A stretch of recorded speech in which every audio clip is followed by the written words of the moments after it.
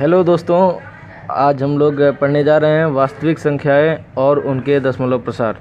जितने भी वास्तविक संख्याएं हैं उन वो दशमलव में कैसे लिखे जाते हैं यही हम लोग जानेंगे आज। जैसे 1/7 है, 1/3 है, इसको दशमलव में कैसे प्रसारित करेंगे, क्या क्या होगा, ये सब हम लोग जानेंगे। 2/5 और भी कई संख्याएँ हम लोग देखते हैं एक दशमलव प्रसार कैसे किया जाता है। सबसे पहले यही देखेंगे। जैसे हम लोग पहला संख्या उठाते हैं 2/5। 2/5 इसका दशमलव प्रसार करना है तो हम लोग क्या करेंगे, ये 2 है और यहाँ 5 लिखेंगे, उसके बाद भाग देते हुए चले जाएंगे। तो 2/5 बराबर हो जाएगा 0.4। यही इसका दशमलव प्रसार है। मतलब सीधा हमको भाग देना है और उसको ये जो यहाँ पे शेषफल है इसे शून्य लाना है किसी भी तरह। जहाँ शून्य आ जाएगा और उसके बाद जो भी भागफल होगा वही किसी इस वास्तविक संख्या का दशमलव प्रसार होगा। ये क्या है, भागफल है, ये शेषफल है।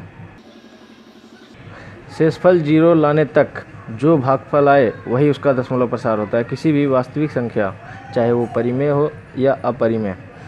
अब हम लोग देखते हैं 1/3 का दशमलव प्रसार।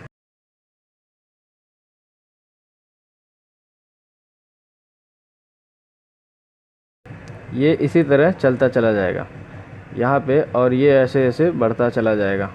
इसको हम लिख सकते हैं 0.3333 और ये अनंत तक ऐसे चला जाएगा। तो इसका दशमलव प्रसार मतलब ये इसका जब हम लोग दशमलव प्रसार करते हैं 1/3 को, तब ये इसका शेषफल कहीं पे भी 0 नहीं होता है। हम लोग क्या देखते हैं, कहीं पे भी 0 नहीं आता, हमेशा शेषफल 1 आता रहता है हमेशा। ये भी एक तरह का दशमलव प्रसार है। अभी मैं बताऊंगा कि ये किस तरह का दशमलव प्रसार है और ये किस तरह का दशमलव प्रसार है। अब हम लोग 1/7 का दशमलव प्रसार करेंगे।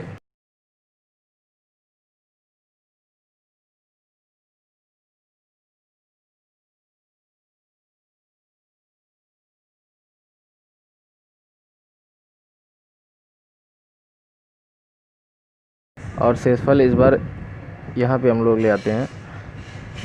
शेषफल इस बार 1 हो गया और फिर हम लोग यही क्रम वापस लेके जाएंगे। जब 1 हो गया इसको 10 कर देंगे और फिर यही क्रम वापस चलता आएगा।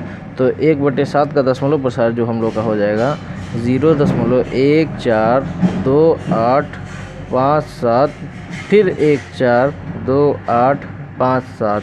इसी तरह ये इतना जो संख्याएं हैं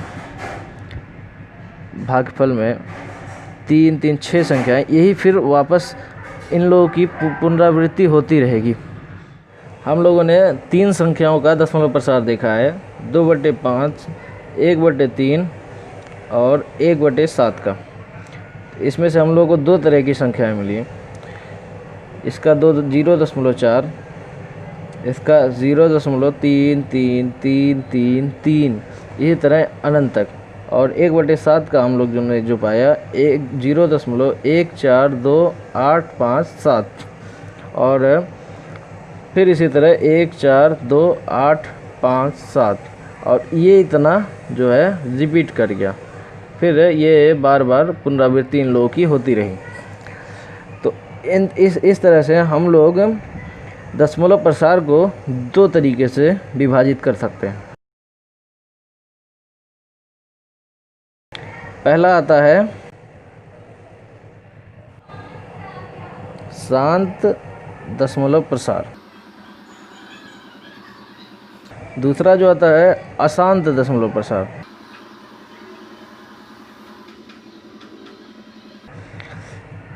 अब शांत दशमलव प्रसार मतलब जिसमें कुछ चरणों के बाद शेषफल 0 हो जाए।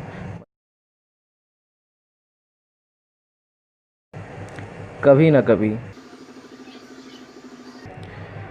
और अशांत दशमलव प्रसार में शेषफल कभी शून्य नहीं होता। अशांत दशमलव प्रसार जिसमें शेषफल शून्य नहीं होता, इसे अनवसानी संख्याएं भी कहते हैं। अब ये अशांत दशमलव प्रसार या फिर अनवसानी, ये दो तरीके से अभी विभाजित की जाती हैं, आवर्ती और अनावर्ती।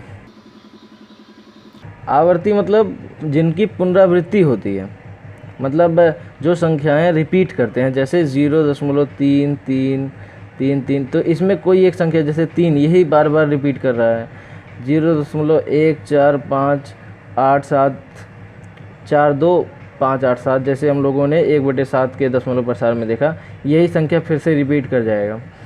और इसी तरह और भी संख्याएं हैं, जैसे 0.6666, इसी तरह ये रिपीट कर जा रहे हैं बार बार। तो ये अनवसानी आवर्ती, जिनका शेषफल भी शून्य नहीं होता है और ये नंबर्स भी बदलते नहीं हैं, मतलब ये बार बार इनकी आवृत्ति होती रहती है, चाहे कोई एक संख्या होगा, चाहे एक संख्याओं का एक ग्रुप होगा।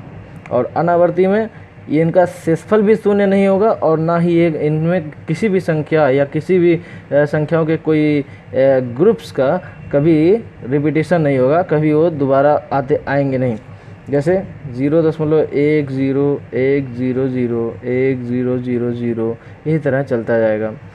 0.23232323, इसमें हम लोग देखें कोई रिपीट नहीं हुआ है। 23 233 23 33, मतलब और इनका शेषफल भी कहीं शून्य नहीं हुआ होगा, ये अनंत तक ऐसे ही चलते जाएंगे।